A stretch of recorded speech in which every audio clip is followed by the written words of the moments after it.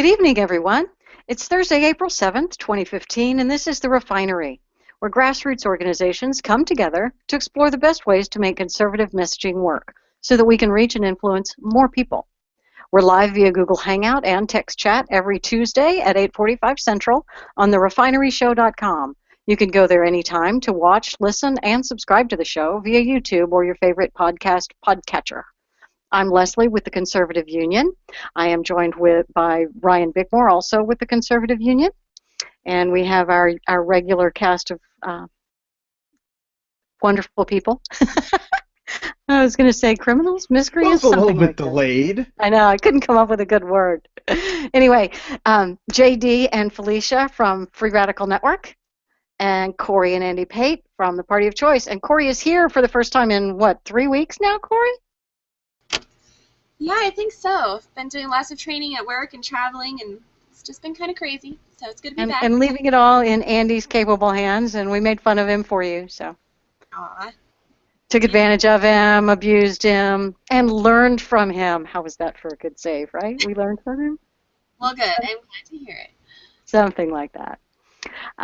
There's been lots of news over the last week, but the first thing we want to do is a game show. And this was inspired by an actual tweet from Salon.com.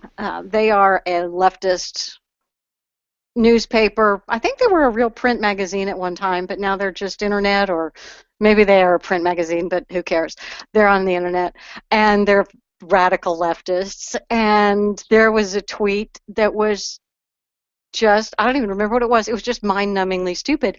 And it was the kind of thing that I saw it, and I actually had to go to their Twitter page to make sure that it wasn't, because what I saw was a screenshot of two tweets. It actually made me go to the Salon Twitter account that is verified to verify that those tweets really were from Salon.com, the real legitimate news organization, rather than the Salon.com parody account, because there is a parody account and it's really pretty funny. So the fact that Salon.com, the real one, tweeted something that was so horrific inspired Felicia to create a new game show. So we're going to play, is it real or is it parody? Or I'm sure you have a better name for it. Go. It's Salon versus parody. And the way that we're going to play this, I'm going to read a tweet. And one of you is going to guess which it is. And then when I tell you whether it's Salon or the parody accounts, we'll see how close the group is. And at the end, we'll score it. I think there are 10. So we'll see what we get out of 10. Okay. The first one, the first tweet, is it Salon or is it a parody account? The 8 kinkiest passages in the Bible. Any takers? That's gotta be fake.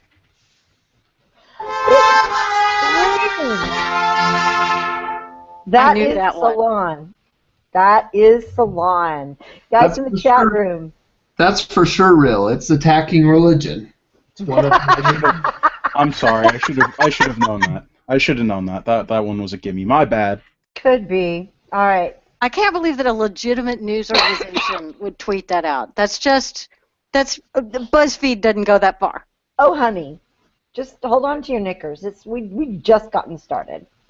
Okay. Second one. There's a biological reason why conservatives vilify minorities and the poor. Salon or parody? Parody. It's Salon. What? Yep. It's great. I love this game. So far, the score is 0 and 2. 0 out of 2. You guys unmute yourself so you can holler out the answer and you don't have to reach for the mute button. I will never be the same after going to a party full of Republicans. It was just white people doing a conga line. That has to be fake. You are correct. Yay! That is the parody. That's one. The score is I now 2-1. there's the reason it was fake was because Republicans don't conga. Everybody knows that. Sorry, Corey, what was that? So that's what I was thinking too. I was like, nah, they don't dance at their parties. All right, number 4. I did heroin with my dad, and those were the happiest days of my life. That's got to be Salon. How else could you come up with these ideas? Correct! It is Salon. Okay, congratulations, Ryan, for getting it right, but are you kidding me? I did heroin with my dad, and it was the best thing ever. I'm just saying. Number 5. 8 best slang terms for semen that you've never heard. Oh my God, that can't be. No, that's got to be parody. Anybody agree? Seriously. I think you're right. I think that's got to be parody. Parody! Yes. Barely. Very good. Very good. Long before BDSM went mainstream, I had a spanking fetish, and it almost destroyed me. Salon or parody? Oh man, this is a tough one. I really hope that's a parody. I don't know. I think it's real. I'm gonna say real. It's Salon. Yes. Understand that I'm clicking the applause sound effect, but I am horrified to do so because I really wanted that to be parody. I'm applauding JD for being correct. I'm not applauding Salon for saying that. This is a sick and This twisted is so game. sad. Fishy, you muted yourself. I keep having trouble with that button. Still don't believe America. Salon or parody? Wait. Still don't believe that America is a racist country? These YouTube comments will convince you otherwise. Oh, I don't know. That seems like a gimme. I mean, that seems like it's got to be real because it's. I mean, it's too obvious to be real. So I'm gonna say parody. Parody. It was parody? You're getting better at this, JD. Way better. I've lost count of the score too, so I'm already lost. Everybody, clearly everyone has lost in this game. Yes. Yes, America has lost. Seriously. All right. Okay, bear with me. There's much more to the penis than meets the eye. Why men's junk is bigger than other primates. Oh, that's Salon probably real. That's or probably parody? real. It is Salon. Yes. Oh my God. Wait a Okay. second. This is Salon we're talking about. How they have articles like this on Salon? I thought that they were like, I mean, isn't that something utterly patriarchal? I mean, what's going on there? Their Right, is that like, obsession, you know, there's Freud to be involved, I guess. It seems yeah, so most of these heteronormative. things are about penises. The male writers at Salon seem to have an obsession. Oh, well. It was an addiction I couldn't stop. My 5 years of pretending to be a girl on the internet. Salon or parody? Parody. I don't think Salon's going to bother with something like That's that. real. That's got to be real. Think it's real? I think It's it's a real. parody.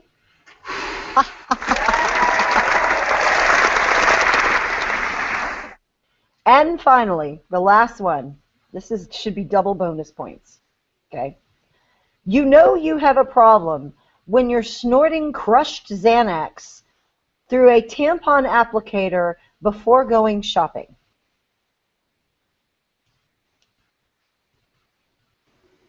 We think it's Could real. you repeat that, please? Yes, I will repeat it. You know And you remember the have question before you repeat it. The question is this a joke Twitter account or is this an official tweet from the official salon.com publication Yes. that wants to be taken seriously in leftist circles as journalists. You just ruined the whole game for everybody. You know you have a problem when you're snorting crushed Xanax through a tampon applicator before going grocery shopping. Real. Ugh, real. It has to be real. It is salon.com. And Yes. it's real. That one and the first one were the two that were the one about the, what was it, what was the first one about the Bible? Yes, the 8 most, wait, well, let me find it. The 8 kinkiest passages of the Bible. Yes. And these two tweets, they came out right within a few minutes of each other. Yes. Salon tweeted those two things. The question about the thing about snorting crushed up Xanax through a tampon applicator right before you go to the grocery store. And these are the 8 kinkiest passages in the Bible. That was, when I went to the salon.com Twitter page, that was the 2 most recent tweets from that account. And they had not been hacked. This is really what they are about. So you just realize this and just remember this in the future when you see articles that were published on salon.com. Because the person who writes for salon.com is writing for that organization. We have to, as part of our battle strategy, I think we have to get smart and not give these people credibility that they don't deserve. With hard-hitting articles like these, and that's the thing that's really mind-blowing. Like, I can understand if these were joke tweets, maybe, but these aren't joke tweets. These are tweets that connect to actual articles on salon.com. So for each one of these tweets that was real, how many of these were real tweets? 6. So for these 6 real tweets, there are 6 real articles that you can really read on salon.com, but please don't. Just please don't. And the thing is, we all understand that places like BuzzFeed and Breitbart and The Blaze are all about getting you to, and IJR, are all about getting you to go to their site and click on their articles and click on the advertisers. I mean, they post some really clickbaity headlines, and they have, Washington Free Beacon, I don't know if they still do the Kate Upton gifs every now and then. They do that stuff, and they're making fun of themselves, but they're also trying to get traffic. I need to break in here, Leslie. I'm sorry. I have to. To me, the Kate Upton pictures, the gifs of Kate Upton have a higher journalistic value than Xanax infused. Exactly. Anything BuzzFeed is a legitimate news source as far as I'm concerned. They have actual investigative reporting, and they do the listicles and all of the clickbaity stuff. Blaze and Breitbart, they have actual legitimate investigative reporting and clickbaity, alarming headlines that don't really have that much to do, but they do have some actual substance in there.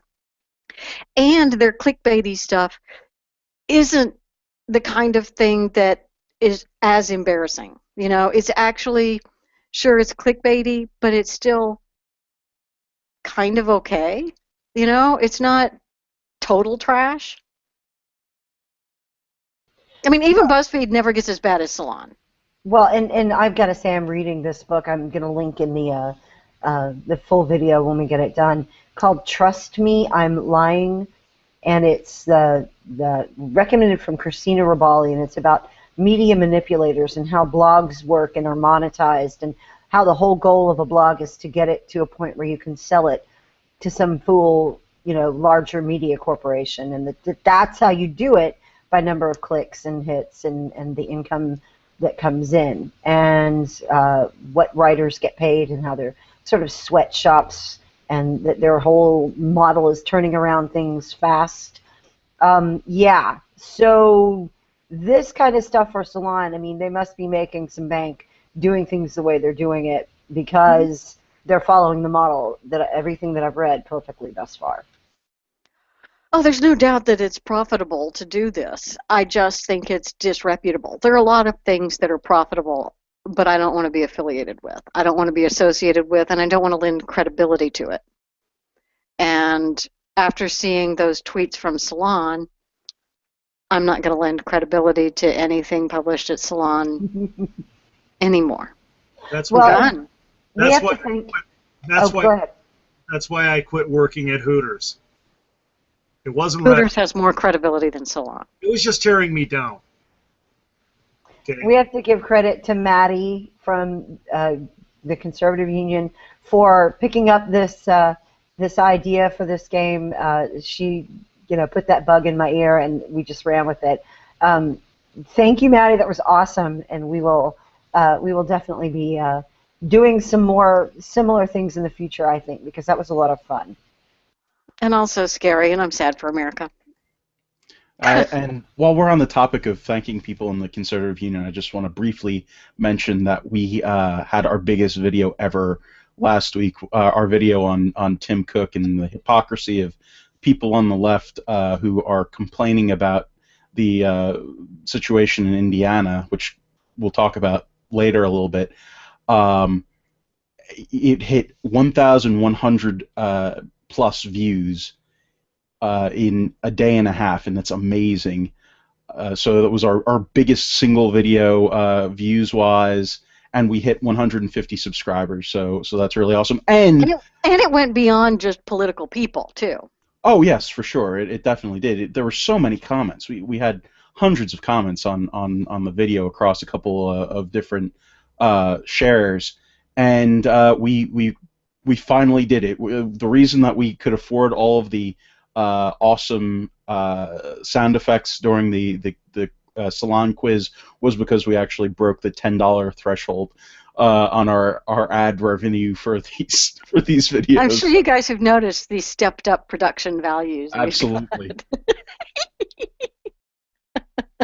We're totally in this for money. Clickbait, clickbait. Okay, we need to find a reason to talk about Dolly Parton today so that one of the video clips can be Dolly Parton's boobs. Because that'll get us some views. Okay, see, I just mentioned Dolly Parton and her boobs, so We there already you go. talked about Kate Upton, and hers are very famous. So. Well, that's true. That's true. So. Oh man, you just reminded me of the nudies because there's a picture that I made really? that has. Never mind. It's better left unsaid. Way better left unsaid.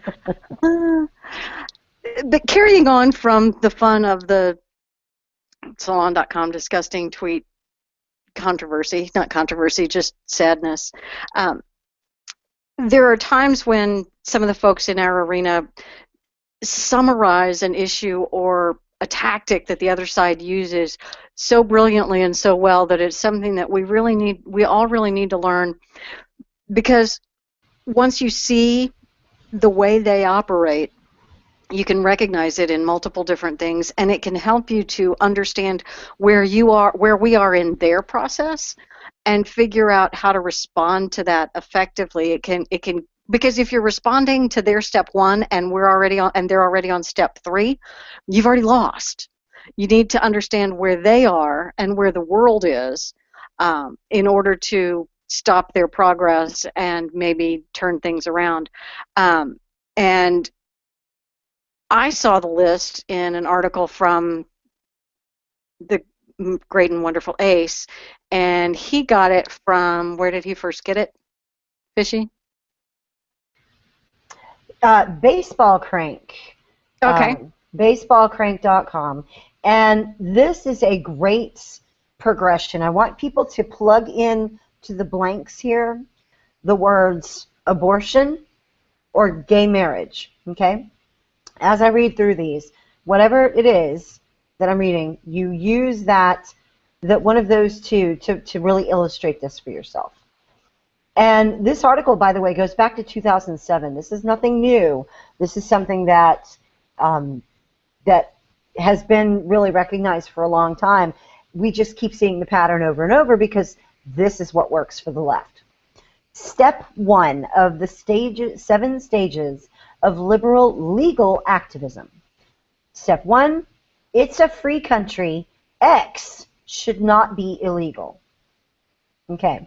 Step 2, the Constitution prohibits X from being made illegal. The word penumbra comes to mind. Step 3, if the Constitution protects a right to X, how can it be immoral? Anyone who disagrees is a bigot. Step 4, if X is a constitutional right, how can we deny it to the poor? Taxpayer money must be given to people to get X.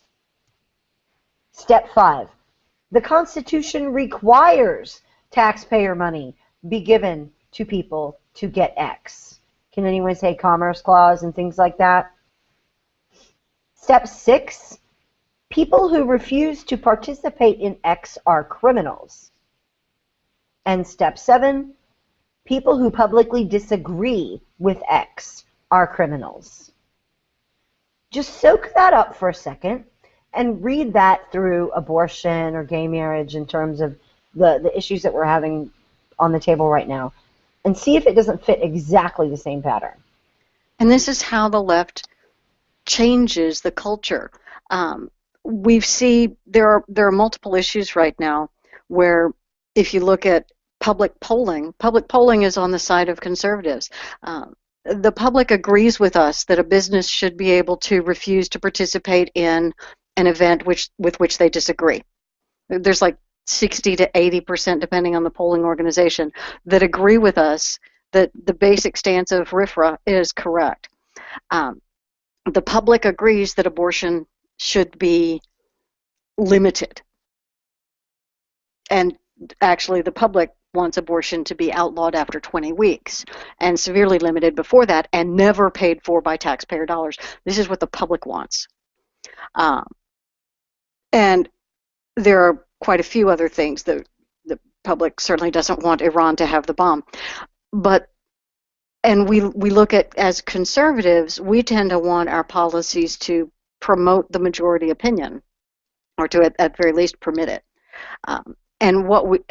And our policies tend to be developed around reflecting, and our political environment follows what public opinion is. And we see on the left that they actually change public opinion to reflect their policies. So they will look at a country that agrees that abortion should be illegal after 20 weeks, and they will run through these 7 steps to get to a world where taxpayer-funded abortion is your legal right, and anybody who disagrees is a criminal. They change the culture. They don't actually see that politics is downstream from culture. They use politics to shape culture. And that's what I think we've missed a lot, but they use politics to enforce these 7 steps. And we see it certainly on the gay marriage thing. We aren't quite to the point where people who publicly disagree with gay marriage are criminals, but we're certainly getting there. We've already made people who refuse to participate in gay marriage are criminals. We're at step 6. And this is why it's important to watch and to remember the term lawfare, because what happens is these suits are launched that attempt to get judges to declare X not only legal but mandatory eventually. And so it becomes a very slow process through the legal system, which then informs the political system, which, as they're building that cultural thing on the back end, it all collides together to make this one thing, to where they get in perpetuity what they want, irrevocable and immutable. Right. They'll have just enough people in the public, just enough people in the culture that agree with them, and those people tend to be the rich, the popular, the ones with the really loud megaphones.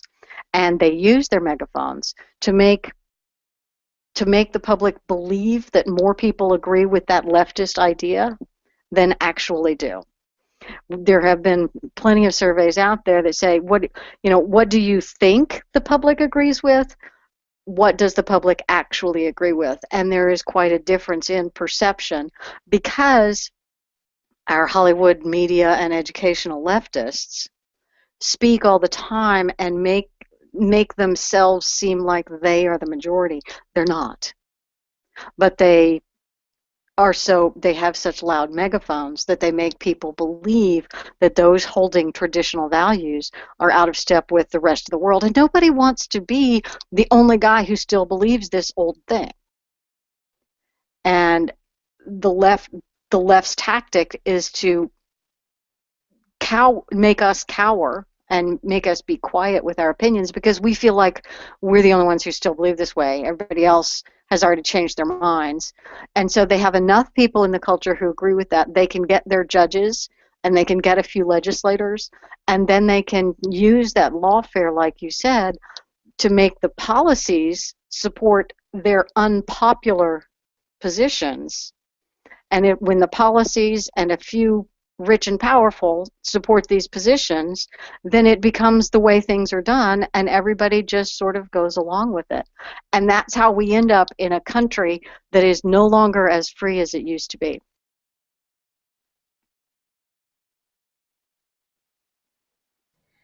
And I've bummed everybody out. Sorry. Yeah, pretty much. But the good news is that we have the opportunity to study these tactics and get ahead of them, and begin to find little nuggets like this and put those in our tool chest. And okay, where are we on the spectrum? How do we get ahead of it? It's always great when you can learn something new, put something new in your tool chest, and be prepared for the next battle that comes down. Yeah, and like with RIFRA, a bunch of our arguments, we're arguing step one, that it's a free country, and refusing service to somebody who wants to do something should not be illegal, because it shouldn't be. But instead, we need to be arguing at step 6, because that's where we are. It shouldn't make you a criminal to not make a cake for a gay wedding. We thought we were still at step 1, and they were plowing all the way through to step 6. And so we need to look at this list, understand where we are on any given thing. Illegal immigration is a similar deal, because the American public does not want taxpayer dollars going to airplanes to fly down to Central America to pick up the children of illegals to bring them back to be on benefits. The American public doesn't want illegals on benefits by huge numbers. But that's still going to happen anyway, because the left is somewhere in the middle of this step 7 process, and we're still arguing step 1. No wonder we lose. We're fighting yesterday's battle. Well, yeah, but the other problem is we run and hide from the social issues. Instead of learning how to speak about them in intelligent ways that connect with people, we say, right, oh, don't talk about that. That's too divisive. Sit down. Be quiet. We can't talk about social issues. Hey, the issue isn't about abortion. The issue isn't about gay marriage. It's about the economy. Let's change the subject, because that works so well, doesn't it? Oh, yeah. It doesn't. How many times have we seen the gay marriage issue is lost, everybody just get over it, go along with it? Well, it isn't lost, and quite frankly, it's not a hard one to discuss with people either. I talk to people about it all the time, but one of the articles that I have really appreciated lately is Chad Kent's article that he wrote about rights. And he talks about the fact that one person's right can't override another person's right. That's not what rights are all about. And so we don't really have time to go into that right now, but I would maybe we could link that in the chat. I think it's an excellent article, and I think it really makes the point. Andy and I always talk about one person's choice shouldn't take away someone else's choice. Same idea. One person's right doesn't take away someone else's right. If it does, it's not a right. Absolutely. And it's always good to plug Chad Kent. He's a friend of everybody here on the Refinery. He's a really, really great dude, and you should check out his videos on YouTube because they're awesome. And hopefully we'll link those too at the end of the video. We'll have that in the description. Yeah, that's the thing. I edit these things and I put the text into the descriptions. I should know that it's called a description. One of these days I'll get around to figuring it out. Oi. Um, so from these 7, ridiculous tactics and the steps, I think something that we should probably talk about now is something that Fishy.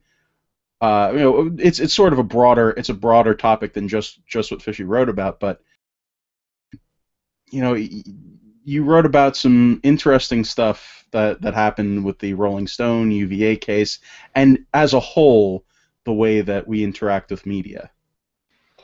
Well, I wanted to, based on the issues and the things that were going on around Indiana, I wanted to correct some assumptions. We had heard that the first news that came out about the pizza parlor's statement was that they say they're not going to cater gay weddings. They're the first business in Indiana to deny the gays it was said that they would deny service to gays. Yes. First one to deny service to gays. Right. And what happened is people reacted to that initial story until they figured out what happened and went back and I believe on PJ Media and on Ace of Spades, they went back and walked through the progression of what had happened. And it was a completely different story. A reporter went shopping for reaction in small towns, if you know what I'm saying. And I really wanted to take some misconceptions that conservatives might have had about how this all works and show how the media can create a story and some tactics that the media did. So I wrote a piece. It was Basics of Media Bias. And then as soon as I had written it, not the same day that I had it published, the Rolling Stone report from the Columbia School of Journalism came out about the story they did last year on University of Virginia and the gang rape. So there was a ton of stuff to talk about there in media. And as a person who's been in front of the cameras, talked to shows and people in the news before, I felt like there was no one else saying those things. No one else was helping prepare conservatives to understand the media so that they could recognize when they were being played or being trolled or being, that a story was being pushed, that there's a definite bias and you need to recognize it in order to be able to deal with it.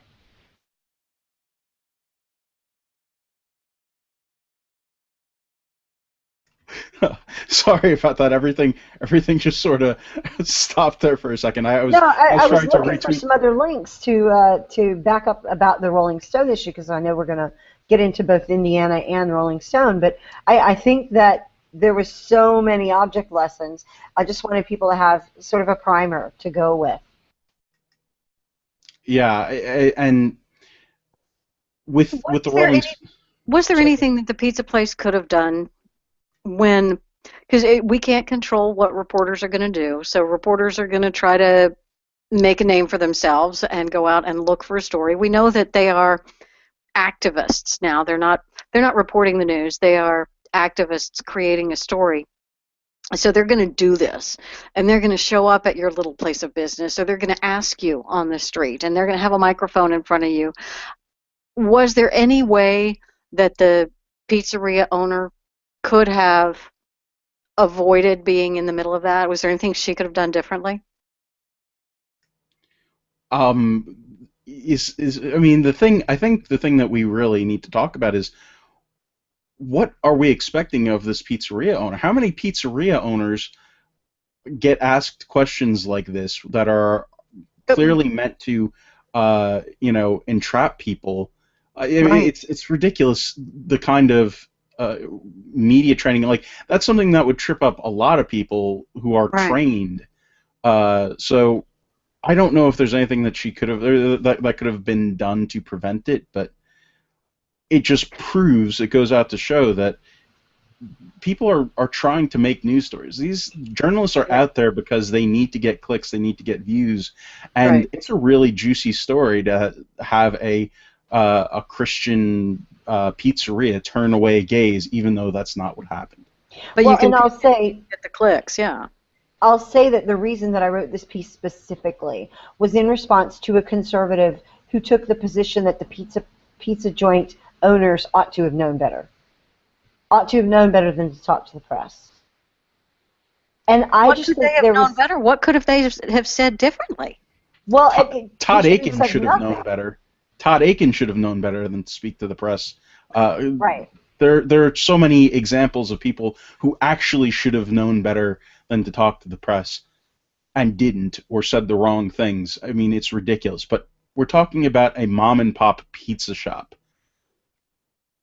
in Indiana, so it's probably not Yeah, I even mean, good pizza. Hey, So If they somebody might came make good spaghetti. I don't know. They might make good spaghetti. I could see that at a wedding, although it's rather disastrous for a lot of clothes. But still, But somebody comes up with a camera and a microphone to you and asks you a leading question about some story of the day, and maybe you haven't even read the news and you don't even know, but she's asking you a question. She looks nice, she seems nice, and you're having a busy day. And okay, there's a reporter here. I'm going to get my store on the news. This will be great. So she's going to ask you a nice question, and you're going to have a nice little conversation with this nice lady.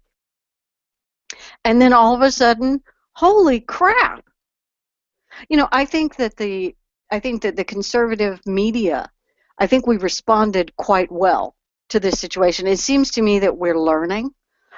We responded quite well in tearing down the truth of the actual RFRA legislation. I think we responded really well in defending this pizzeria. It helped that the left overreacted so desperately. But we have some really good activists on our side that were able to get out quickly and squelch this and really kind of turn it into a win for freedom. Not a win for conservatism, but a win for freedom, because a lot of people, I think, got that message. I don't know. I mean, I think it's still up in the air as far as that goes, because I mean, as the situation is right now, as it stands in Indiana, the legislation was amended to appease people. I don't know. It's hard to say that we won. That was or to that appease the press and business interests and it was stuff it was like to it was to appease a lot of people. So I'm not really sure that we can say one way or the other that we won. But um, going into it, I do think that people can understand. They were asking this reporter was asking a pizzeria about catering a wedding. When was the last time that you were at a wedding that was catered by a pizzeria? Like that's something I think that has been brought up, that just how odd it is that would be even a thing. The fact that question has been brought up, I think is important. I think it's something that we have done a good job of pointing out, because it is ridiculous. It is, I mean, it's just it's a silly thought. It's not something that occurs actually in real life. It only occurs in the hypothetical question posed by a journalist who is looking for a story, and it's been proven. And then we have these same journalists looking for stories, reporting. We didn't talk about it, but there was a journalist who reported one of the Kickstarters or GoFundMes for this pizzeria, who's had to shut down because of all the hate that they've gotten. Reported the GoFundMe for fraud just in case. Right. These are the kind of tactics that, quote, journalists, unquote. These are professional people that work for media organizations, and this is what they do. Not only did she do it, she tweeted about it, because what is the currency in that organization is popularity and getting retweets and getting noticed. I have to say that I believe that I understand that she is not a reporter per se, but part of the social media team, which is even worse for her. but still, it applies. This is a person as part of the media Okay. organization. I just don't want people to think we think she's a reporter if she isn't. Oh, okay. She was part of. She was mentioned on the ABC7. I think it was ABC7. Their home Twitter page. They mentioned her Twitter account, so they linked directly to her. And then later they tried to say that, oh, she did it just as a person herself, not representing the organization, and that may be true.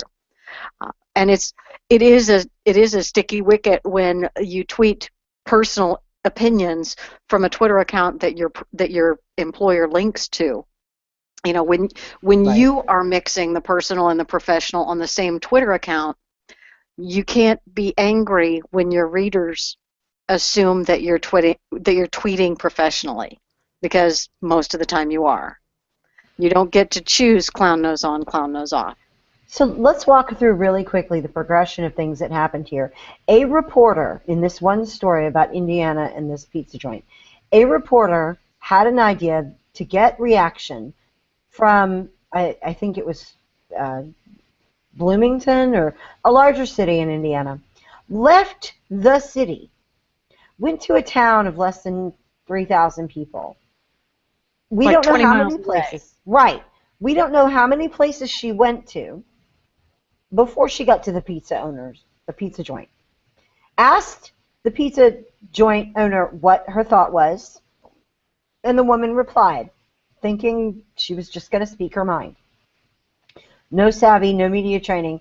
Reporter rushes back to the city, packages that into a story that they're denying service to gays. Other outlets pick that up and run that narrative to where now they're refusing to serve gays at all, and then it's an anti-gay pizza joint, and then it's gay haters. The actual pizza joint gets death threats. The people have to go into hiding. They shut down their store. They're afraid they can't open. Dana Lash steps in with Lawrence Jones, and they start a GoFundMe. Then a reporter, not a reporter, no, I'm sorry, it was that media person. The social media person looks into it, can't see originally who starts it, reports it, and then says that after that she's looking into who did it because she's concerned that people might fraudulently be using this pizza joint's name, which isn't true. But she's a social That's media the point. person. She's a social media person in the news, engaged on this particular account and engaged in this particular event, but she's unaware of who Dana Lash, The Blaze, and Lawrence, Lawrence T, whatever his last name is. She's unaware of this event and who is sponsoring it, etc.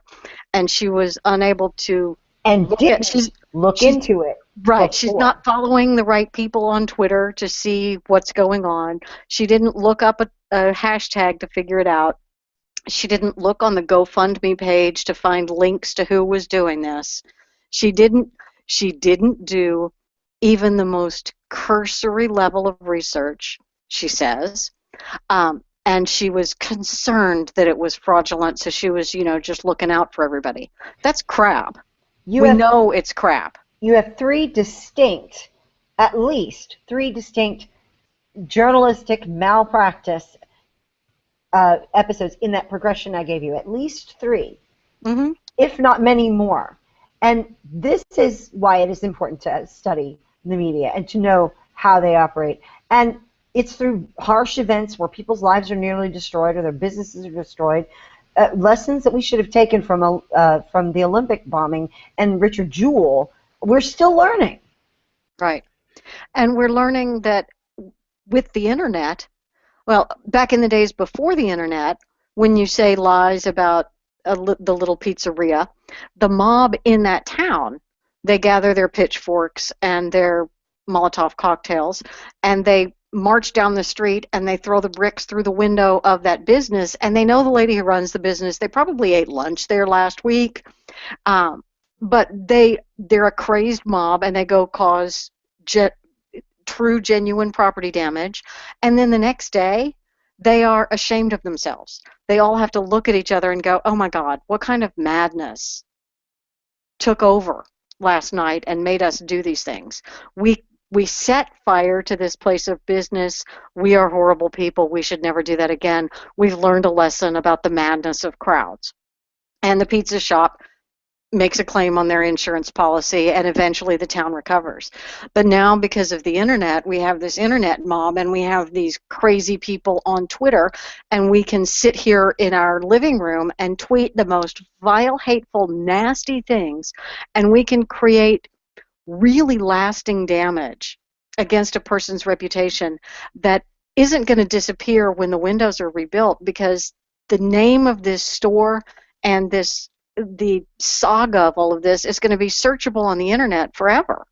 I mean, they destroyed the pizzeria's Yelp page, all of their Google ratings. I mean, you can look up this pizza place 20 years from now, and you're going to see this story. And the people who destroyed these people's lives for this period of time, they never get the closure and the lesson, the follow-up lesson the next day of being ashamed of themselves. They never get the moral clarity of realizing the mistake they made, realizing the mob madness that they fell into. It's terrifying. What you're missing, Leslie, is that it was these people are gay haters, and even if this particular business was not that, actually didn't refuse gay clientele in everyday business, that it was just in a hypothetical situation that they would turn away business from gays.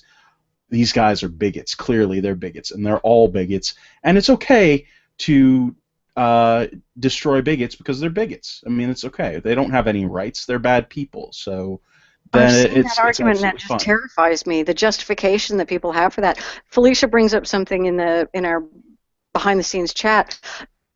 The internet mobs went after a Memories Pizza in Wisconsin. Actually did go after them and harass them and cause them problems because their name was the same, and some internet mobster looked up Memories Pizza on Google and got that one and caused them damage as well. This is the problem with our internet mobs. They're lacking the opportunity that you have because real mobs are terrifying. We've seen, real mobs killed Frankenstein, right? But then they actually did have to look at each other the next day, and they all got to realize their mistake. Our internet mobs don't look at each other, and they never realize their mistake, and they continue to justify their actions. I'm pretty sure that whole Frankenstein thing didn't happen. So yes, it did. It was in a book. Books maybe. Are real. You know what? You might be right on that.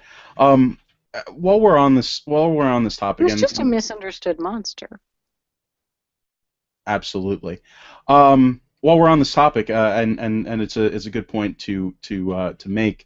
We actually had a new piece on Free Radical Network that sort of touched on the same subject of protecting certain people's rights some of the time, and not really understanding that even if you have an unpopular opinion, you have the right to have that opinion. You have the right to have that opinion, and you should not be, as long as you're not hurting anyone. There you go. I mean, I'm sorry. That's how the First Amendment works. That's how these things actually work. And we actually had a piece from one of our friends. I'm not sure if it's Stephen or Stefan. I'm sorry. I only know him through Facebook. He's from Fishy's crew down there in Texas. It's Stefan, like in the Vampire Diaries, and I just admitted that I know that show, but it's Stefan. I watch stupid CW shows about vampires. Anyway, it's a very good read, and it talks about these issues in a pretty frank way, and it's becoming basically what we've just been talking about is just that we are determining that it's impossible for people to hold these opinions, and they should just be shunted out of here because, hey, you're a bigot. It's China in the 50s. It's ridiculous. It's scary. And what's next? What's the next thing that becomes out of popularity? You know, the next thing that you can't frown on. The next thing that becomes the next sacred cow that there's. Ironically, I mean that's the case. It's you can't be heretical when it comes to support of gay marriage to an extent in this situation. It's really it's a scary thing. I also want to point out while we were talking about the whole situation where the Kickstarter got reported or the GoFundMe got reported, that it was done just in case. So I'm curious, did the Rolling Stone thing, was that article published just in case it actually happened, just in case? I mean, you know, we didn't really need to find out all of that. There might have been at some point at some college institution, not necessarily UVA, but at some college somewhere, someday there might have been, or there yet might be. And that's the thing. And that's important.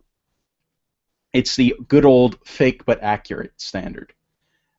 And the real damage that is caused by this crap. Right, and that's and just that phrase, fake but accurate. Oh, somewhere it could be applied somehow to somebody's case. It had to have happened at some point in time, therefore I'm justified in writing this piece that's going to slander and right, but that article named specific universities, specific events, specific fraternities, and gave specific names of specific people. It wasn't a philosophical treatise on how bad campus gang rape would be, which nobody disagrees with, by the way. Nobody. Absolutely not. Absolutely not. And in the process, by doing this and I mean, we could get into the stuff, the back and forth, the author of that piece, that this has, you know, she was getting into it with some of her critics on Twitter, and just the bold responses that she was making it's sickening, the responses back Still and forth. Defending herself and saying that she didn't do, oh hey, you know, no, it's not a problem. No, standing by her work. Whoops. My mistake. The tactic here is the representative truth. That is what we're calling it. This is actually a great place to introduce the tactic, the left tactic of representative truth. And you've seen it when you've seen hate crimes, so to speak, when you've seen racial slurs carved on people or on buildings or on doors, spray painted, whatever. There have been plenty of engineered representative truth in college campuses specifically. It seems to breed on college campuses. So the idea is that this concept of representative truth was picked up by Rolling Stone in their reporting, in the desire to have this story be about what it's like to deal with the campus where there might have been a rape, to explore the concept of rape culture, and they went shopping again for incidents of this. And they found a woman who was willing to build a story that they could go with, but what they did not do, and they were been criticized by this by Columbia and even further by other right-leaning bloggers, for not checking the facts in the service of not traumatizing the victim further, or not pushing too hard because they had the story they wanted and they didn't want the story to fall apart. Yeah, there was some commentary in the CJR review that some of what Erdely's editor did was to cover up the holes in the story and edit things out that made it look obviously sketchy. He edited things out that strengthened the story and made it not as clear that Rolling Stone had not double-checked everything. Left the impression that Rolling Stone had verified a few things when in fact they had not. And it's the that we've been through this so many times, and there's been so much pushback on genuine crimes like this. UVA, their response, the minute that article was published, they immediately shut down the fraternity and canceled all fraternity and sorority functions. They didn't provide their campus or their students with the benefit of any doubt whatsoever. None. They behaved abominably. And I know that the frat is suing Rolling Stone. I hope that the entire Greek system sues the university, because the university is culpable for this as well. Their overreaction is every bit as bad as Rolling Stone publishing a blatantly false article, I think. And unfortunately, lawsuits are the only way. Lawsuits and public condemnation that we're kind of doing right now, those seem to me to be the only way to stop this. Because if the left feels that this is successful, which it has been over the last 10, 15 years, we have to push back, and we have to, they've been winning the little battles, and so they attempted this huge one, and they won around Christmas. And we're now fighting back, but we need to get better about not letting them win in the first place, and we need to push back on this. Unfortunately, we've let it go too far, but we're now learning, and hopefully we're getting a little bit better about maybe seeing some of these false narratives when they begin and stopping them in their tracks. I think with these people, we need to take a left tactic from them. We need to shame the people involved here. Any article they ever put out for the rest of their careers, everyone needs to bombard it and just say you can't trust them. Look at their track record of lying. All the editors, Rolling Stone, Salon, all these people putting out all this crap, all these people that are doing the attacks, their career as a journalist needs to be over. Never refer to them as a journalist. Refer to them maybe as a media activist or something.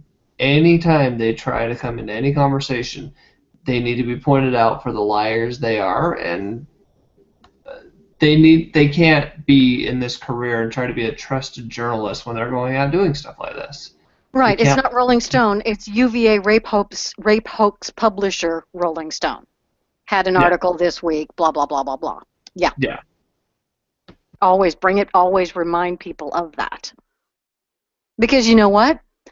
They will always bring up, if there was an article today about that Congressman Foley, it would be Congressman Foley of the toe-tapping bathroom stall.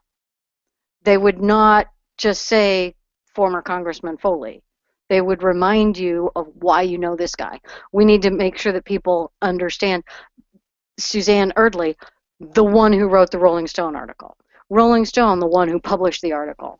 And always name check them like that. Everyone involved is fired. It needs to stay that way.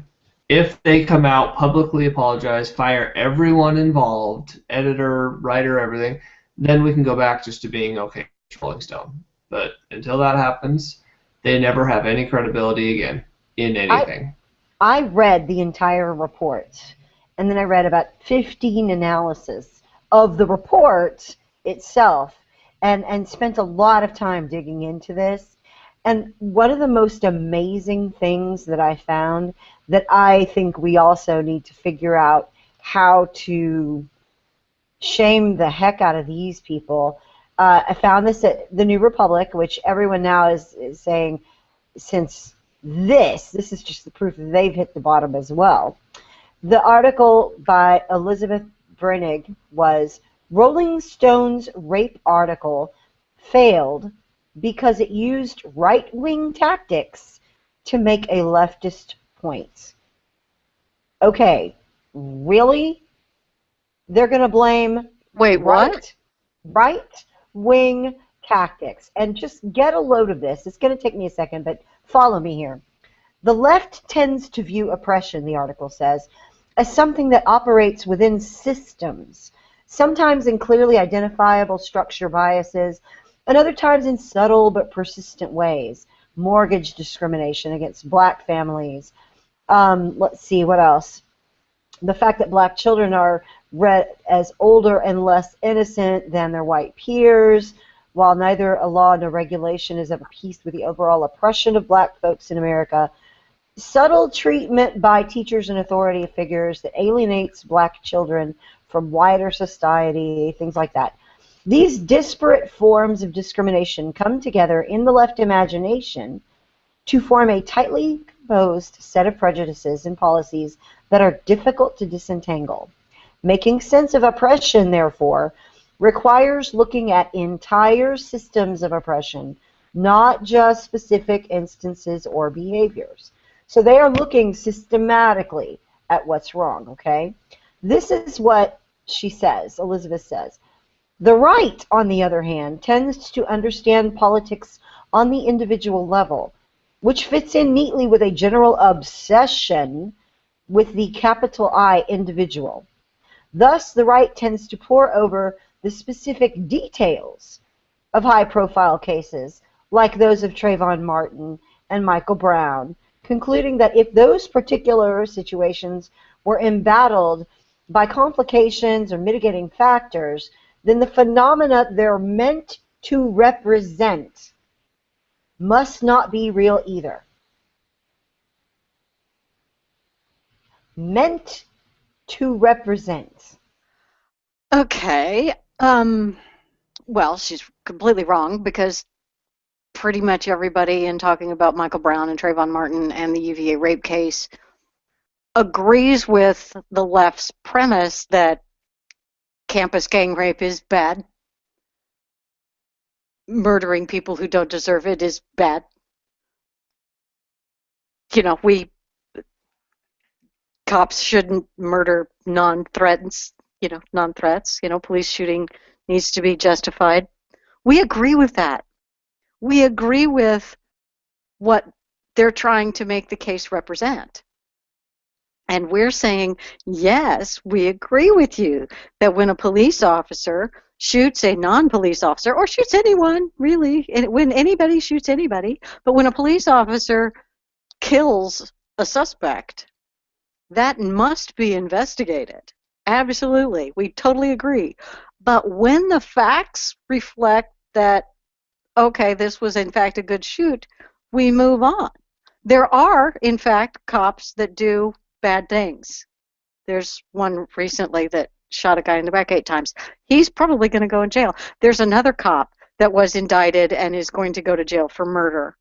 That happens, and we support that. So the left is, they're saying, I'm trying to understand this, they're saying that they construct a narrative around something that's kind of similar, and they use this kind of similar thing to represent their larger goal. And even when the facts make this thing not a good representation, it's okay because their larger goal matters.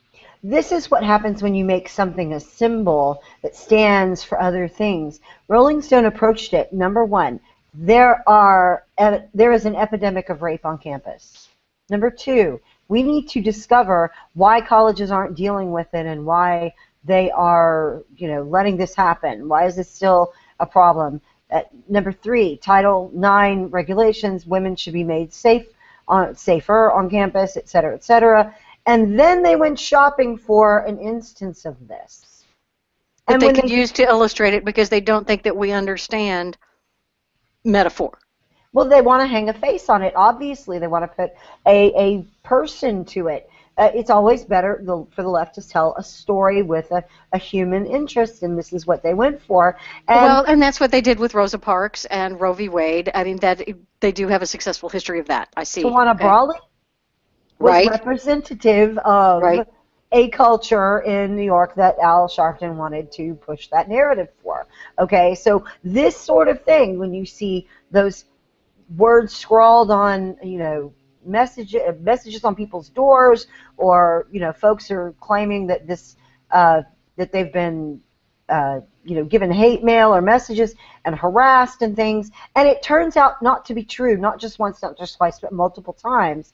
It's because someone on the left is trying to manufacture something that fits the narrative instead of looking at statistics and saying, oh, there are 3 people here who have had this thing happen. Perhaps we ought to look into those stories and then be able to tell you their stories in order to draw attention to the larger issue. They've done it all backwards. Is it that there's an inability to understand that if something happens, it may not all the time happen? Yes, gang rape happens. In this particular instance, it didn't. That doesn't mean it never does. It just means that in this particular instance, it didn't. Well, and I think Corey and Andy can speak to this because it is about control, because it's about if you put forth an idea that something is true, regardless of how many instances you find it, then they can change policy to reflect that thing, true or not.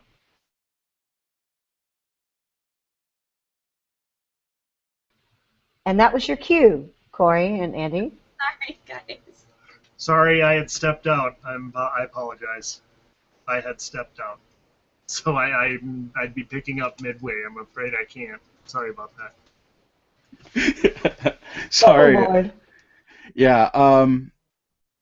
Basically, oh my God, I'm freezing on this, but what we're talking about is the control aspect of how the left starts with a preconceived notion that they want to achieve, and they try and fill stories in around it, and try and put a face on it, and how that is something that they use to such a powerful effect so often, sort of going backwards. Well, and like Ryan said, they do this with gun control all the time. Anytime a crime happens with a gun, they wedge that into their gun control narrative. So you mean just basically flooding stories of a like aspect to create an image of it being a common occurrence, a common problem? Yeah, and pretty then it much. becomes a problem that you have to fix. Well, they're also have an idea like guns are bad, I don't want people to have guns, and then they make up stories. Or campus rape is bad, and then they're making up stories. They're not combining a bunch of stories to make it look worse. They're just making it up to make themselves seem right.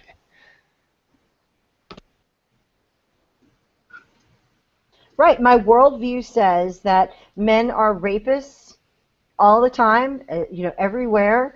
But every man is a potential rapist.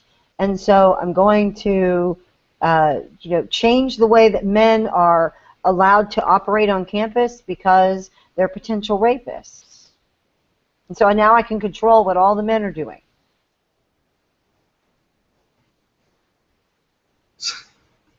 Sorry, I can only agree with that. I mean, they're going to try to control the flow of information every time, and all you can do is point them out, expose them, and say, look, obviously the only reason they're doing this is to shut down opposition, is to shut down your ability to make an informed decision. And it works. Of course it works. I don't know what we can actually do about that because they have such dominance of so many media outlets. It's such volume that they can flood it with from 5-6 different angles at once. That's how they create the narrative. And they work together, which is kind of the one big difference between the left and the right. They coordinate. Well, the thing I think that worked in this case, at least to some extent, was the fact that people actually did do the research and dug through the story to find these inconsistencies and bring them up and point them out. And I mean, that's the entire reason why this thing didn't just go under the radar.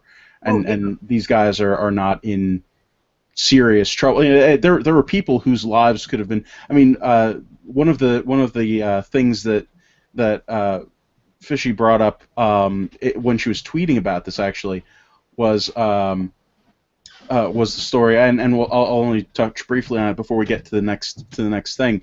But a story of a woman whose son was going through just an insane legal battle and might just be labeled as a sex criminal, as a predator for life, because of a situation that he went through in college. And it's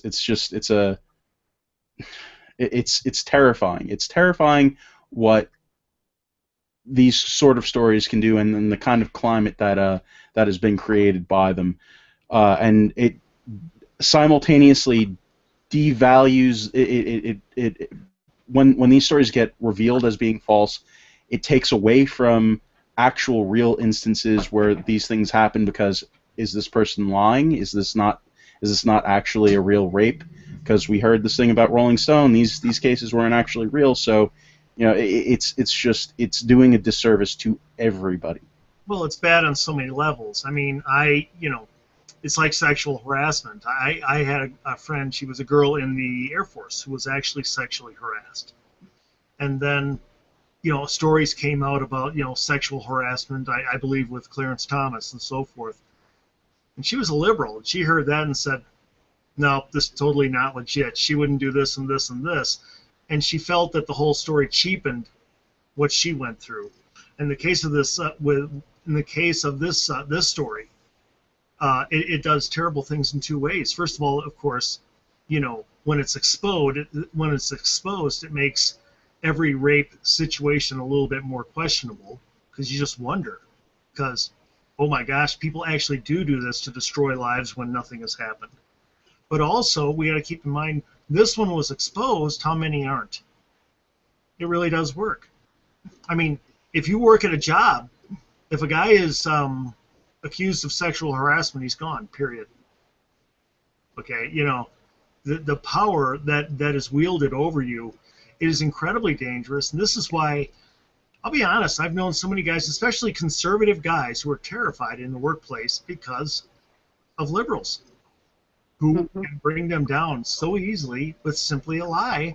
Get a couple friends to say, oh yeah, me too, or I saw it, or whatever, and they'll get rid of you. It's a terrifying thing. Yeah, and that is with the volume that the left has to create their narrative. They continue to do this, and they've been very, very successful.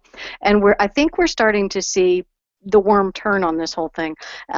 To me, I think we've gone from a few years ago when some outrageous story about the Duke Lacrosse rape case, or a few years ago when something would come out, the conservative reaction was, oh, really? Oh, my God. Now, when we're getting a little bit smarter, and so now when we see a story like this, our reaction is, oh, really? Oh my God. Let me investigate, because I don't trust you at all. And that's the way we need to be. We need to be far more skeptical, and we need to do more of that, because we used to trust the media to be investigative journalists. Now we're beginning to understand that they are activists just like we are. They are no more deserving of benefit of the doubt than we are. It's getting better. Well, I mean, whenever we can have one of these exposés, and I won't go too long here because I know we got another segment to get to, but quick example, Herman Cain. He was brought down by nothing more than an accusation, and supposedly some others who might step forward. Well, any liberal girl who was, in contact with that one, they'll get together and they'll do it. Does that mean it didn't happen? Of course it doesn't. But in his case, let's look at it. Supposedly it happened over all these years, and it was this absolute intense thing over all these years, but no love notes, no emails, no plane tickets, no hotel reservations, no camera, no hotel footage on any surveillance cameras, no evidence, no stained dress, no evidence anywhere of any kind in any way, shape, or form. This man's a master criminal. He did this for years without leaving any evidence anywhere in any way, shape, or form, and he was ruined. It worked. He was finished. Now, I think 999 was killing him anyway, but he was finished off of an accusation. So it's getting better, but wow, it is still so powerful. You're done if that happens. Yeah, and that's why one of our New Year's resolutions was verify your sources, and something that we always want to do is verify your sources because there's so much crap out there. It's good to say crap after Lent. Um, I've got we've got a few more stories that we want to hit real quick, and this one is kind of a it's a quick one, and it's just amazing, and it feels like it should be one of those salon headlines. Liberal professor, if you understand economics, you're likely to be a bad person. Uh, I mean, right off the bat, it's just stupid. But the basis of this is that uh, an article that this professor Lisa Wade at Occidental College in Los Angeles she published a paper. Are economics majors antisocial? The first word in the piece was simply yep. Y-E-P, yep. Awesome. Just amazing.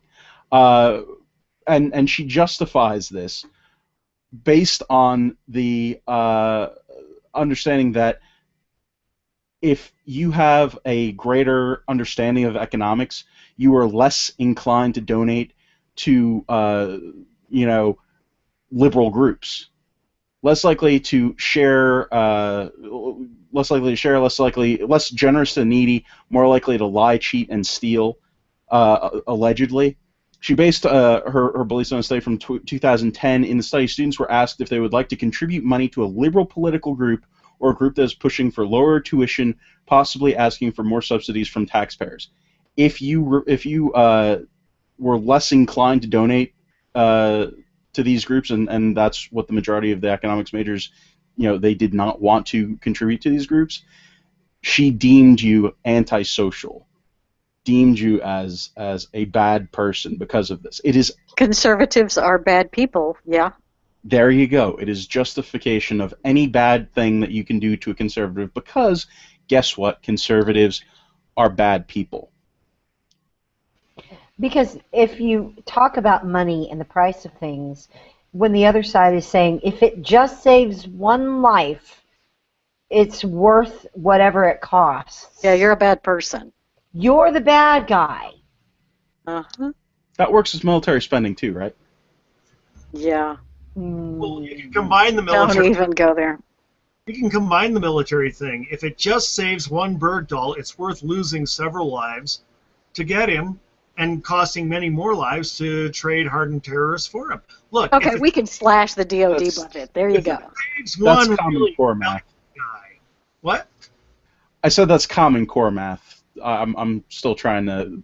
Yeah, but isn't that all the rage now? I'm proud of my common core Bergdahl math. My Bergdahl swap common core math. Absolutely, it's great. The next two stories that sort of are joined into this a little bit, because we just talked about economics and how if you have some understanding of economics, you must be bad, and that Republicans therefore are all bad guys. And we get painted as the bad guys so often, and here's another example of where we are bound to be painted as bad guys. In Missouri, the state house wants to do some limiting on how food stamps can be used. Now, I think this is something that a lot of people can agree on, that we're giving people food stamps, that we should be able to select what food stamps are usable, and we do that. I think I'm pretty sure that you can't use food stamps for the purchase of cigarettes or for alcohol and stuff like that. Of course, these are fungible materials, so if anybody's read the Kevin Williamson piece about Appalachia, there are certain brands of things that are eligible for food stamps and certain brands that are not. Sure. Usually the generic store brand of macaroni and cheese is food stamp eligible, but the Kraft is not. Right. The fungibility of food stamps is something. There are actual places where people turn food stamps into Pepsi and Pepsi into cash. I mean, that's what I learned from that Appalachian article, which I'm sorry, Fishy, now you have to find and put into the links. That's why we have a resource list. That is why we have a resource list, which everybody now you also have to put that link into the links so that people can click on that link to find the other links. So anyway, what they want to do is they want to in Missouri, the intention of the bill is to get the food stamp program back to its original intent, which is nutrition assistance. And the problem with this thing, which seems all fine and good, is that they were not very specific about what they wanted to limit.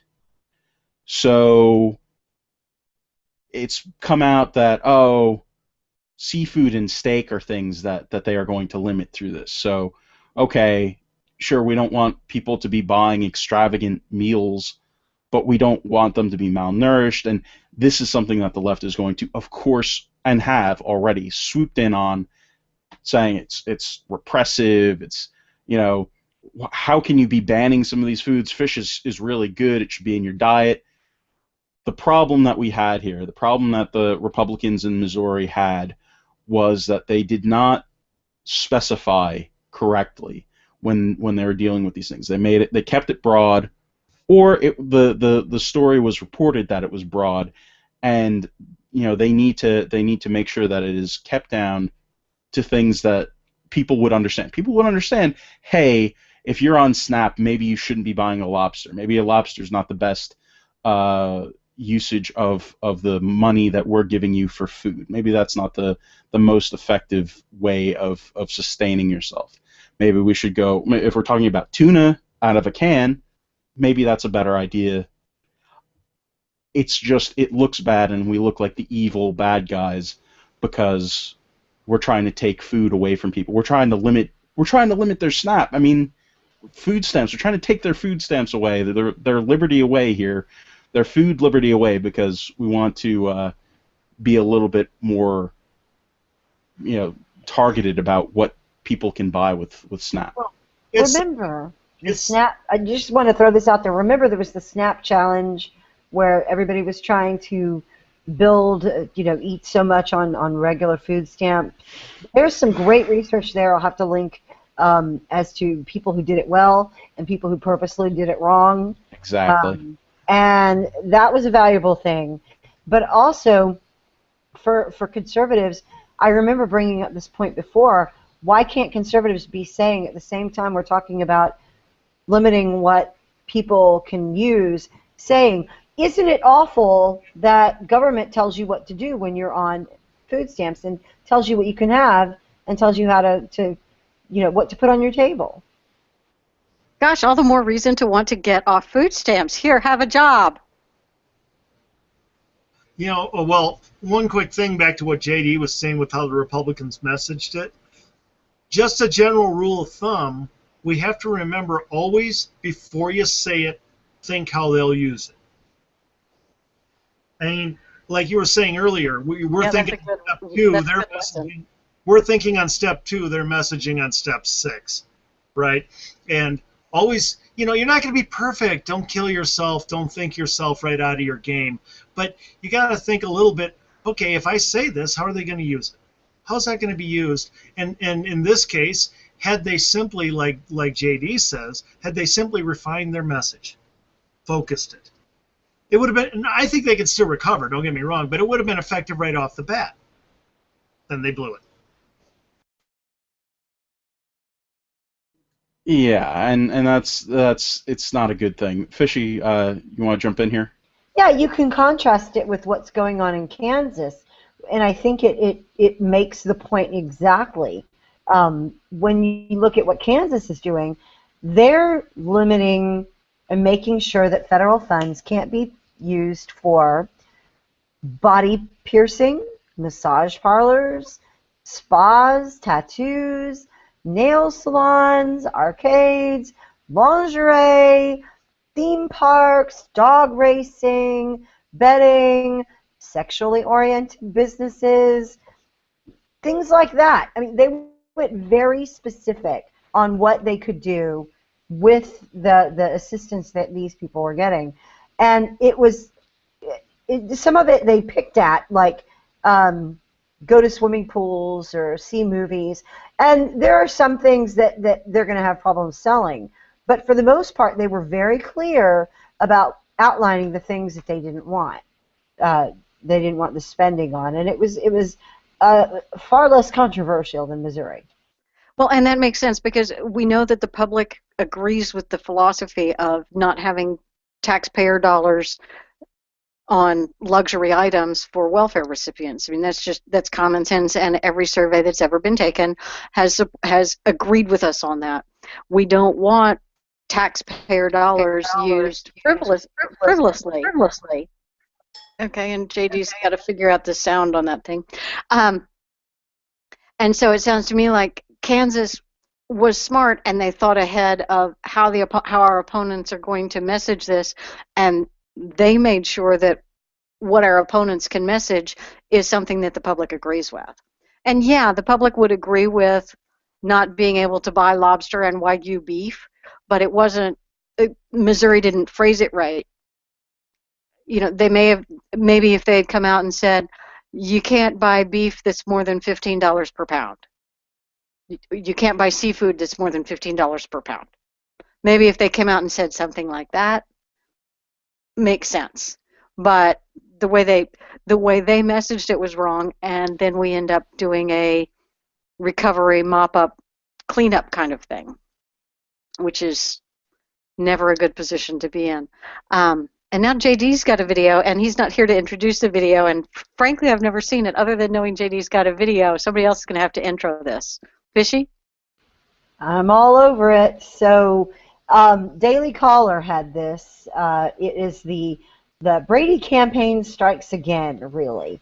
What these guys decided to do is criticize the states in which guns were easier to get for legal people, legally, and cast themselves as criminals. This video, that people are cast as criminals, talking about legal ways to get guns for their illegal activities, as though this was what criminals did. They would shop for the best legal means to buy handguns. I don't get that at all. Criminals seem to be afraid of certain states that have strict gun laws. I recommend people see the whole thing, but JD's got a segment of it that you have to see. Our traffickers top 10. Nevada! What happens in Vegas may have to stay in Vegas, but your guns don't. Bring them over to California and sell them. The market up there is hungry for guns.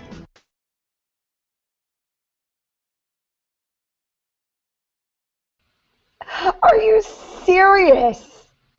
Oh, it's crazy. This is what did I just watch? Oh, you have to see the whole thing. We didn't want to play the whole thing because of YouTube issues with that, but the whole thing is at the Daily Caller. It is insane. So this is the Brady campaign. They're trying to make us understand that guns can be transported across state lines. Is that it? Well, yeah, they took this top 10 states that it's easy to get guns, and they contrast that with 10 states where it's hard to get guns. What they don't do is talk about the crime statistics in each of those states. They don't talk about, how many gun murders there are in those states, and the Daily Caller article really goes into it rather deep, rather in depth in how many gun murders in each state and that sort of thing.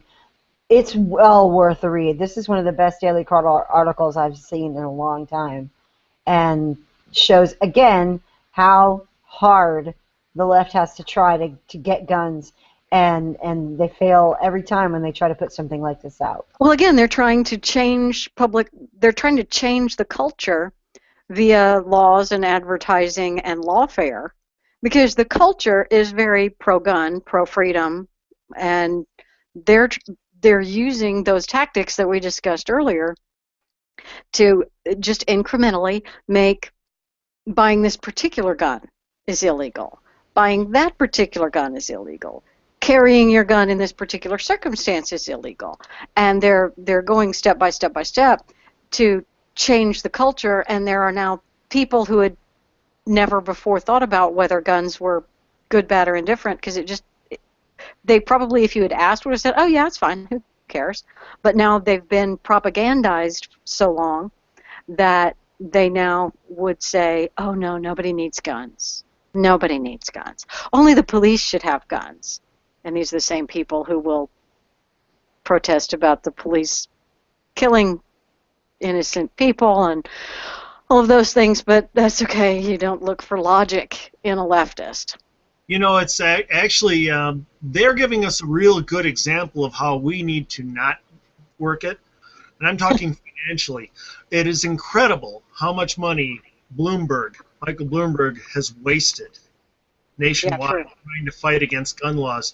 Did you see the latest polling shows? Okay, you're talking about the most liberal by percentage group in America, at least voting-wise, which would be African Americans. Over 2-to-1, by an over 2-to-1 margin, they favor concealed carry. I mean, they're losing in fact, by the way, this is an outstanding issue for us, one of several to reach into communities like that in 2016. But it also gives us a good example of what not to do. Guys, sometimes there's an issue where, for whatever reason, you have not won the public and you are just burning your money when you need to apply your money more wisely.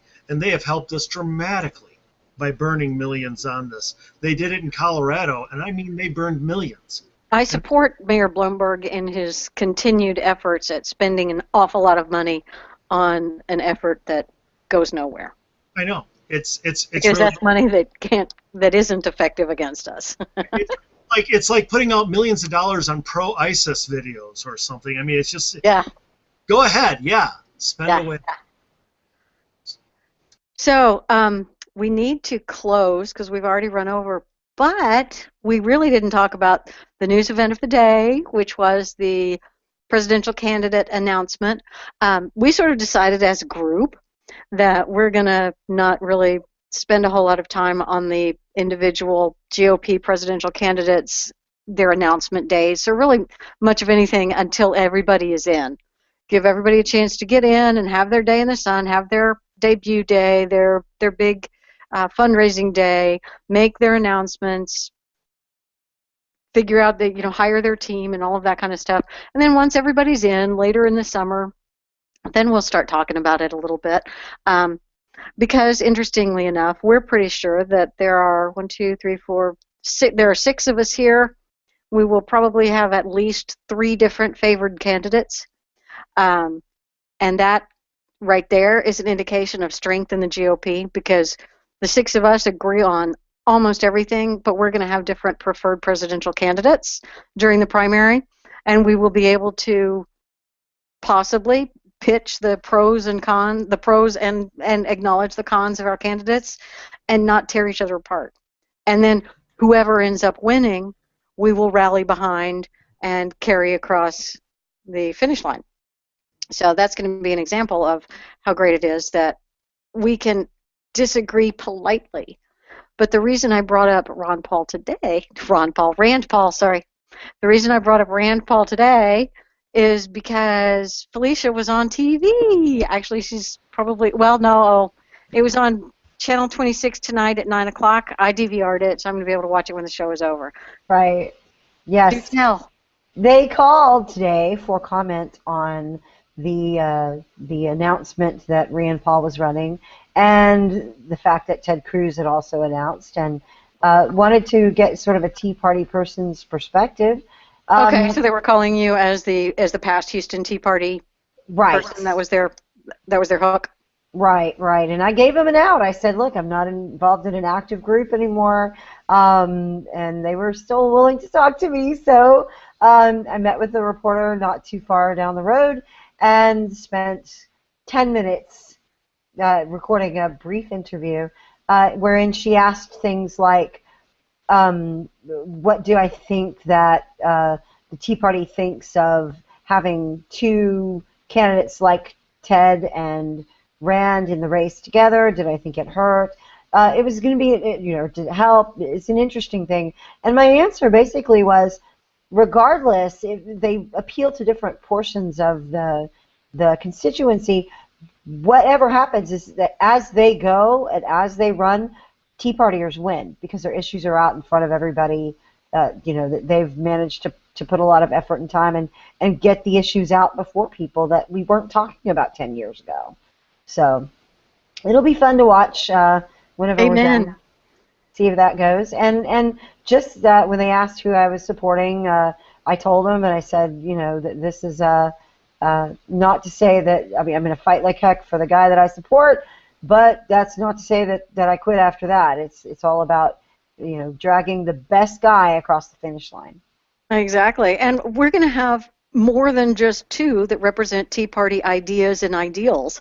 And we're going to have more than just two candidates talking about Tea Party issues. And that is an indication of how quickly we have philosophically affected the GOP.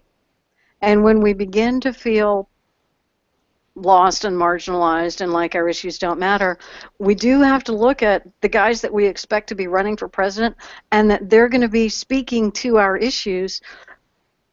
Maybe some of it is pandering to us, and maybe some of it is deeply held personal philosophy, but I don't care either way. What it means is they feel the need to pander to us to get our votes. That means they recognize that we have power. Yeah, and one thing I wanna touch on while we're here and talking about this, and not to cheerlead too much, but seriously, I was very impressed, and I think this is something that we should all remember as the standard, and something that we should keep in mind when we are discussing our particular favorite candidates and whatnot. Ted Cruz, who obviously everybody knows jumped in before Rand Paul a little bit earlier last month, posted on his Facebook campaign page this morning a really good post. I put it in the chat there. He wrote that he was glad to welcome his friend Rand Paul into the 2016 GOP primary. Rand is a good friend, and they've worked side by side on many issues. He respects his talent, his passion, and the work he has done for Kentuckians and Americans in the U.S. Senate. His entry into the race will no doubt raise the bar of competition, help make us all stronger, and ultimately ensure the GOP nominee is equipped to beat Hillary Clinton and to take back the White House for the Republicans in 2016.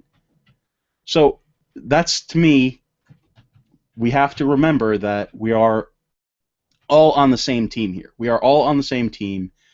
Ted Cruz did a really great job of reminding everybody, hopefully reminding his folks, hopefully Rand Paul will remind his folks, hopefully Scott Walker, Jeb Bush, everybody will remind their own supporters, guys, we're on the same team here, and the opposition is pretty bad. The opposition is somebody that we really can't deal with having the presidency for another 4 years.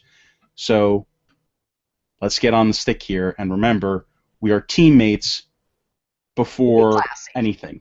Yeah, absolutely. And for those who might think, oh my gosh, it's late, and oh my gosh, everybody needs to jump in, I decided to look at just the last two contested GOP primaries and see when candidates had announced for the nomination. And back in 2007, by this time in April, everybody was in. McCain was the last one in, and he got in April. So by this time in 2007, we had Huckabee, Hunter, Romney, Giuliani, Paul, and McCain. But then in 2011, when it was kind of a different world, a more modern world, and that actually the most recent election is, to me, something more to go by, because the electoral world changes every 4 years so much, and particularly the effect that technology has and all that kind of stuff. So 2011 is far more of a better comparison. And by this time in 2011, there were actually 0 declared candidates. Johnson got in on April 21st. And so we're already far ahead of the game. Back in 2011, we had Gingrich, Paul, and Kaine got in May, and then the rest of them got in June, and then Perry got in August. So it is early still. We have plenty of time. The fact that we only have 3 and those are the only 3, and oh my God, Walker hasn't declared yet. Just calm down. We have plenty of time for these guys to announce their candidacy, and they need to spread it all out because it's sort of like the premieres of movies. It's like opening weekend is a big important thing. Each candidate needs his opening day so that he can have the debut of his website and get the logo out, and I want all of them to have flame logos. That's very important to me now. Sorry, I just dropped that out there. There was Ted Cruz has a flame logo, and Rand Paul, there's a flame on his logo. And so somebody today tweeted, and I think it was a leftist who tweeted, by the time the rest of them get in, we'll have a full menorah. And I love that. I think it would be awesome for everybody to have, at least as part of their deal, a flame logo so that we can build the menorah as the candidates come in. Wouldn't that be awesome? Oh my God. I just want to make one quick comment before we go on this field. I mean, when you look at this, you're looking at Rubio, you're looking at Fiorina, you're looking at Paul, you're looking at Cruz, you're looking at Walker. My goodness, I have never seen anything near this strong of a GOP field. It's incredible, isn't it? It's an embarrassment of riches. We're talking about how, well, everybody will have a different favorite. I got to be honest, guys. Yeah, I got a couple that I think are the strongest. Yeah, it's going to be like a slight favorite, But I've got 5 right now who I think would all be excellent candidates. I think 2 would be. I think I'll just say it. Rubio and Paul, I think would win handily. If you just wanted to win, if all you wanted to do was win, I think they'd win handily. But it's going to be strong.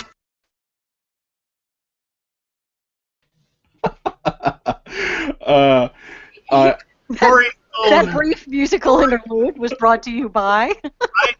Corey knows I usually like to have background music when I speak. Oh, that was cute. Oh, my phone just came to life, and they're like, what happened? You should have heard the stuff she played when I proposed.